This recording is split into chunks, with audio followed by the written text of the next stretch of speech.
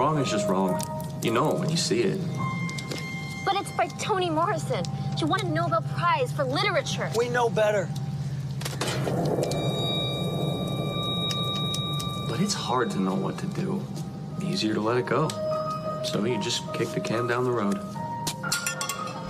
According to Section 5, Paragraph 2, I'm allowed to have mistresses provided they are younger than you. It's the benchmark for success. Believe me, I know. My name is Donald Trump, and I even have a television show. I thrive on energy. This isn't a game. I'm not playing games. Who will succeed? Who will fail? And who will be the apprentice? Captain Luis Avila, a U.S. soldier severely wounded by an IED explosion December 2011 in Afghanistan, uses music therapy as a critical component to his healing. Captain Avila will now join the Joint Service Quartet in singing God Bless America.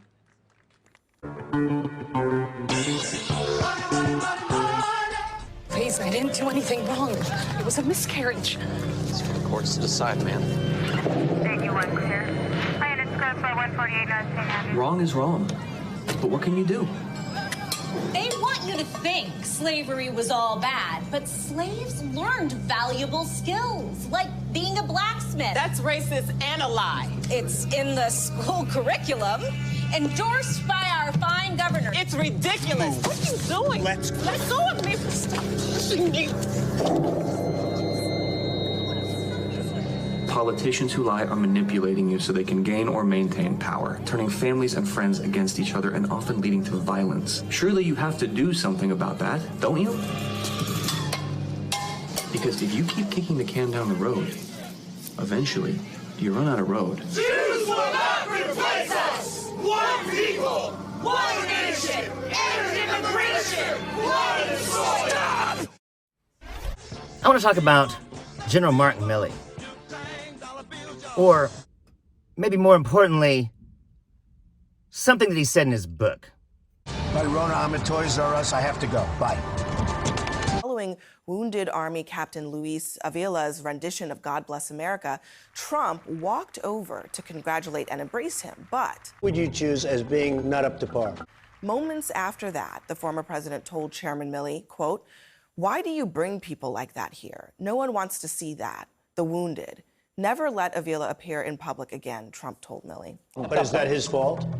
Joining me now is the editor-in-chief of The Atlantic, Jeffrey Goldberg. He is the author of that profile, The Patriot, How General Mark Milley Protected the Constitution from Donald Trump. You're fired. The toy industry, it's a big industry. Or a year industry. A year industry. The wedding industry. It was a gradual, or sometimes not so gradual, process of learning about the character and the proclivities of the former president. I think that was a moment that was deeply unnatural, right, for American military leaders, not just Mark Milley, because they venerate veterans and combat survivors like Captain Avila, right?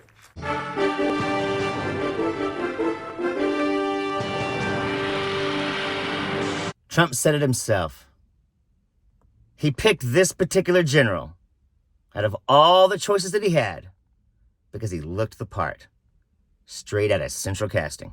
Didn't you think that men would have the advantage? You know, people who cover Trump know that he always says this. He always has this line. That guy looks out of central casting, right? He casts people for roles. He doesn't interview them per se. He said, you look like a Secretary of State. You look like a chairman of the Joint Chiefs. But what he didn't understand, beneath that tank-like build, very strong guy, big combat veteran and all, was a Princeton-educated historian, right? Finest ice cream parlor anywhere. And that's what Trump is. Our television president. Reagan was the movie president. Of course, he had second billing to a monkey, so, whatever. Actually, Donald Trump's very successful show was actually a remake of a British show that was actually better. I digress. I'm not afraid to take a stand, take a stand. The world is full of far too many wafflers. I think you bottled it. Yes, shut up. I've had it. The brand new series of The Apprentice on BBC One. And not only that, what he didn't understand, and this is where the relationship fell apart, as it did with a lot of other people, Jim Mattis and John Kelly, other generals who came in because maybe in part they looked the part. What he didn't understand was Mark Milley was committed to the principle that the military reports, in essence, to the Constitution, not to the President of the United States. And I want a piece of it and sell it. What this video is actually about are our veterans. Because Donald Trump doesn't give a damn. I think it's stupid what you said. And he didn't understand that these guys who have risen in the ranks all the way to general have their own code of conduct and ethics and behavior that ran counter to what Trump thought, maybe based on what he saw in movies, how he thought he should act. And so it was a clash almost from the beginning, as it was with a lot of other people that Trump hired. And I've done it too. I've done really stupid things. Stupid. I mean, you're so stupid. What you did was just stupid. Ivana, don't you think what he did was really stupid? And a really stupid mistake, right? Perfect. You know, Jesus did some incredible things. Some would call them miracles. In terms of fish and with regard to bread.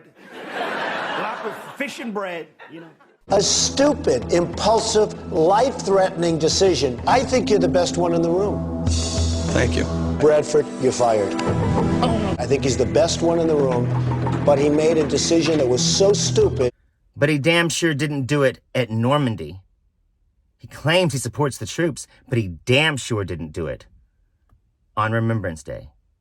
And I'm very happy with that decision. I don't think Mark Milley, when he came in 2019, thought he was dealing with Mr. Rogers.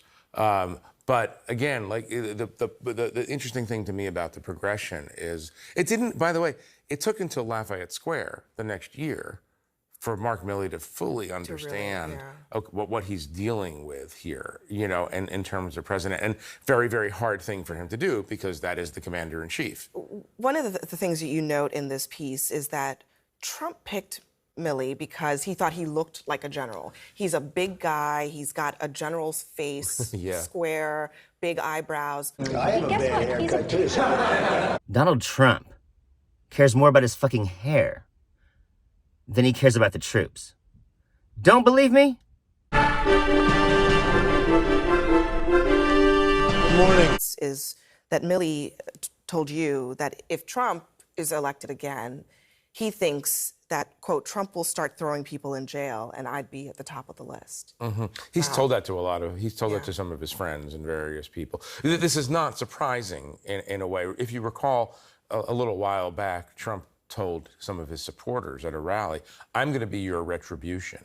And by that, he also means that I'm going to get my revenge on all the people. And he wants retribution against Milley for what? Well, he thinks that Milley, like other people in the administration, subverted his Trump platform, the whole Maga platform. Good luck. He believes that the military served him, right? He did not take that civics course that many of us took, which said that the military is there to uphold the Constitution. It doesn't work. You report to the commander-in-chief, but if the commander-in-chief tells you to do something that's illegal or immoral, you don't do it, right? And so it's not just Milley's problem. I mean, there are a lot of people who work for Donald Trump now who understand that if Trump comes back into power, Trump will try to use the Justice Department, which he will staff with his own people, try to use the Justice Department to prosecute them for what we don't know. Now, quite honestly, if you don't want that guy to come because his singing sucks, then that's fine. If you don't want that guy to come because he's a Democrat, well, that means you suck. But Trump did that to a lot of regular people, maids and cooks and all kinds of stuff. So we already knew he sucked on that. You're fired. Remember, the details are always hard to understand. But a key moment for Milley, we alluded to this earlier, is this Lafayette Square moment during the George Floyd protests. He was walking with Trump up until a certain point. He says, absolutely positively shouldn't have been there. Right. That's also, it seems to me, a pretty searing moment for him. Yeah. Well, that was a pivot moment in his life where he said, I cannot go where this guy wants me to go. You have to be a leader. You're going to be meeting one of the greatest leaders in the country, Rudy Giuliani. Loser. Important principle of leadership is September 11, September 11, September 11, September 11, September 11, September 11, September 11th. Rudy Giuliani spoke about leadership, but the men went out and hired cleaning people. Remember, at the same time, there's also a discourse in the White House. Trump asks Miley and Esper, the defense secretary, says, why can't you just shoot them, the demonstrators, in the legs? And they're like, because it's America? Because we don't do that? We don't take the military, we don't put them out on the streets and just start shooting people you don't like in the legs? And this is the interesting thing, and you hear this over and over again. Trump doesn't understand. He didn't understand that concept, that's not what the military is there for. It's not why they join. Our jobs are fleeing this country. They're going to Mexico. They're going to China. But if you don't want a veteran at your military ceremony because he's in a wheelchair, because he has no legs, This is really easy. You're fired. That he probably lost so your dumbass could be on some shitty remake of a British show? I feel good about it. And it's not what their oath says. He literally says here, this is in your piece, you guys, referring to combat soldiers, are all just killers. Right. What's the difference? Right. And here, we were talking a little bit a while ago about who Miley is. It's like he's a big combat veteran, Iraq, Afghanistan. He's a hockey player growing up, but he's also like a serious Catholic. He's also a serious intellectual who reads history, and he's a serious student of the Constitution. And those are the parts that maybe Trump didn't see. Yeah, didn't see, maybe didn't understand or didn't care for. Jeffrey Goldberg, thank you very much for going through all of that for us. You're fired. You know why Donald Trump doesn't want to go to the World War I memorials? Even though he's there in France to do that? It's because he likes Germans. The Trump model management. This idea of a book ban in Florida that somehow they don't want books in the library, that's a hoax. Lousy leader, you're fired. The beautiful women from Trump models. No one is looking to ban books. The Moms for Liberty certainly isn't. We're not telling other parents how to raise their children. This is opening up the schools to the parents. This evening, I have to say, Kevin, you're fired. It's simply a lie to say these books are being banned. You're fired. You know why I didn't want to go to the Normandy ceremonies? Do you really think it was because it was raining? No. It's because he loves fucking Nazis. That's what Republicans are now. Don't believe me? Let's go, Brandon! This guy is gonna run as the governor of Missouri. And Republicans are gonna put him on the ballot. Because that's who they are now. But that's life, so deal with it. You're going to work with dogs. Republicans say they stand for freedom, for free markets, free people. Oh, and free speech. Never forget free speech. Yeah, they say they stand against censorship of viewpoint and against safe spaces in what they call the marketplace of ideas. And they say they absolutely, positively are not banning books. Actually massage dogs? From what I'm told, they do, Donald. This motherfucker is going to decide what books we keep and what books we do not. You're fired. Out.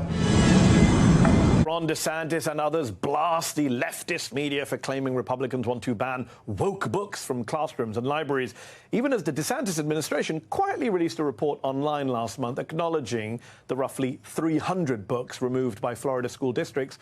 What went wrong? What happened? You think you were a good leader? Republicans passed multiple laws enabling their removal. That's the party line in multiple red states. We're not banning books, we're just removing woke content. This is no authoritarian attempt to stifle free expression. I hear your numbers go down a little this week. Mexicans are stealing our children. Be news to at least 160 teachers and school staff across the country who the Washington Post says have been fired or forced to resign for the lessons they taught in the past 2 academic years. You're fired. That continued last week when an 8th grade teacher in Houston, Texas, was fired for assigning her students a graphic novelization of the Diary of Anne Frank. Yes, the Anne Frank who was killed by the Nazis along with her Jewish family in the Holocaust. Okay, so maybe certain books are being banned, but it's not like Republicans are going around burning books, are they? Let's go, Brandon! You're hired.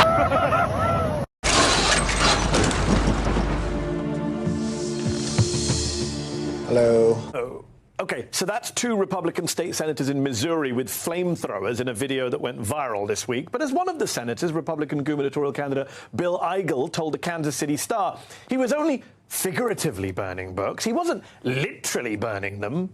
Well, not yet. Quote, you're fired. Let's be clear. You bring those woke pornographic books to Missouri schools that are in a very dilapidated state to try to brainwash our kids, and I'll burn those too on the front lawn of the governor's mansion. I don't want to waste a lot of time. I just don't want to waste a lot of time. You're fired. Because that's who they are now. And the party will put him on the ballot. Now, I don't think that's who they are. But somehow they're going to vote that way. You bet your ass if Donald Trump lived in Missouri, this guy would be in a parade with him right now.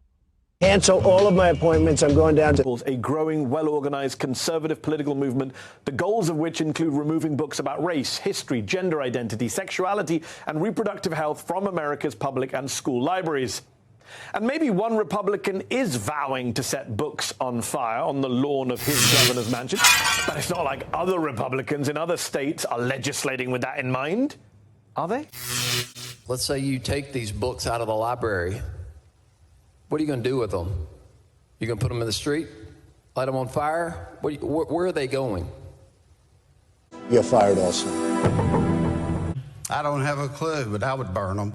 You bet your ass when Donald Trump goes to Missouri, they're going to have a big old soiree out at the airport. A very good friend of mine, lousy leader. Definitely. I would burn them.